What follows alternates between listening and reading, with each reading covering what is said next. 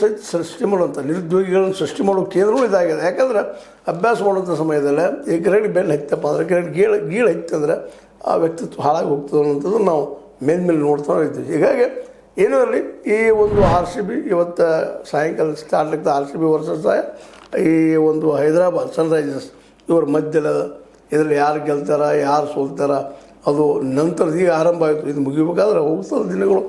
ಅನೇಕ ಟೀಮ್ಗಳು ಕೂಡಿದಾವೆ, 10 ಟೀಮ್ಗಳು ಕೂಡಿದಾವೆ. ಅವೆಲ್ಲ ಮುಗಿದು ಒಬ್ಬೊಬ್ಬರು 3 ಮ್ಯಾಚ್ಗಳು ಆಡುವಂಥದ್ದು, 4 ಮ್ಯಾಚ್ಗಳು ಆಡುವಂಥದ್ದು ಎಲ್ಲ ಇರ್ತಾವೆ.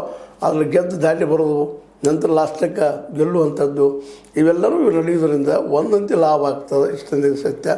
ಇವು ಯಾರು ನಡೆಸ್ತಾ ಇದ್ದಾರೆ ಅವ್ರ ಕಂಪ್ನಿಗಳು ಲಾಭ ಆಗ್ತದೆ, ಜೊತೆಗೆ ಸೆಲೆಕ್ಟ್ ಆದಂಥ ಆಟಗಾರರಿಗೂ ಒಳ್ಳೆಯದಾಗ್ತದೆ. ಅದು ಆಟಗಾರರು ಈ ಆಟವನ್ನು ಪ್ರೀತಿಸ್ಬೇಕು ವಿನಃ ಅದರ ಒಂದರಲ್ಲಿ ಯಶಸ್ಸು ಕಾಣದೇ ಹೋದ್ರೆ ದಾರಿ ತಪ್ಪುವಂಥ ಕೆಲಸಗಳು ಆಗಬಾರ್ದು ಅನ್ನೋ ಸಹಿತ ಅಷ್ಟೇ ಪ್ರಮುಖವಾದ ವಿಷಯದ ದಿನದಲ್ಲಿ. ಈಗ ರಾಯಲ್ ಚಾಲೆಂಜರ್ಸ್ ವರ್ಸಸ್ ಸನ್ರೈಸ್ ಮಧ್ಯದಲ್ಲೇ ಈ ಬೆಂಗಳೂರಿನಲ್ಲಿ ನಡೀತಾ ಇದೆ ಆಟ. ಈಗ ಅದ್ರ ಬಗ್ಗೆ ಸಾಕಷ್ಟು ಚರ್ಚೆಗಳು ಆಗ್ತಾ ಇದ್ದಾವೆ. 2 ತಂಡಗಳಲ್ಲಿ ಒಳ್ಳೊಳ್ಳೆ ಆಟಗಾರರಿದ್ದಾರೆ, ಅವ್ರು ಆಡ್ತಾ ಇದ್ದಾರೆ.